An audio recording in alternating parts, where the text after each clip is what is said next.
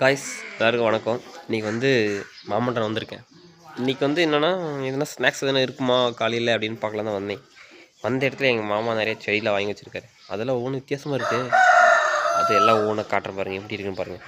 இந்த செடியை பாருங்களேன், ரொம்ப ரோஸ். இது ஏதோ ஒரு சின்ன ரோஸ் போல் ரொம்ப சின்னதாக இருக்குண்ணா, என்னன்னு தெரியல. இது ஒரு முட்டாங்க ஒன்று வச்சுருக்கேன்.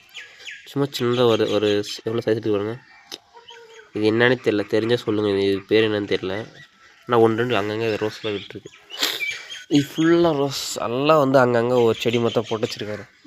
சரி, நம்ம அந்த வேலையை பார்ப்போம். இது நம்ம போன வாரம் சந்தையில் வாங்கிட்டு வந்தோம்ல, அந்த கொல்லி தான் நல்லாயிருக்கு. ஆனால் அத்திப்பழம் எதையும் காணும், எல்லாம் ரொம்ப பிஞ்சாக இருக்கிற வயிறு. இன்றைக்கி தானே கொய்யக்கதை என்ன இருக்குன்னு இருக்கான் பார்த்து. இன்றைக்கி வந்ததுக்கு ஏதோ பலன் இருக்குதுன்னு நினைக்கிறேன். ஆனால் மேலே ரொம்ப பழுத்து மாதிரி தெரியுது. பழத்தில் வந்து புழு இது இல்லாமல் தான் சரி, அது அறுத்துடலாம் இன்றைக்கி. சைஸ் பாருங்கள் எவ்வளோ இருக்குன்ட்டு. அப்போ உள்ளங்க சைஸ் இருக்குது. ஆனால் இது ஏதோ கொத்திருக்கு, கிளி கொத்திருக்குன்னு நினைக்கிறேன். அறுத்து பார்த்தா தெரியும் எப்படி இருக்குன்ட்டு. இந்த பக்கம் அறுத்துருவோம். வேறு எதனா இருக்கான்னு பார்க்கலாம். ஒன்று தான் இருக்குது. இன்றைக்கி இந்த காய் போதும்னு நினைக்கிறேன். அவ்வளோதான், இன்றைக்கி வீட்டுக்கு கிளம்ப வேண்டியதான்.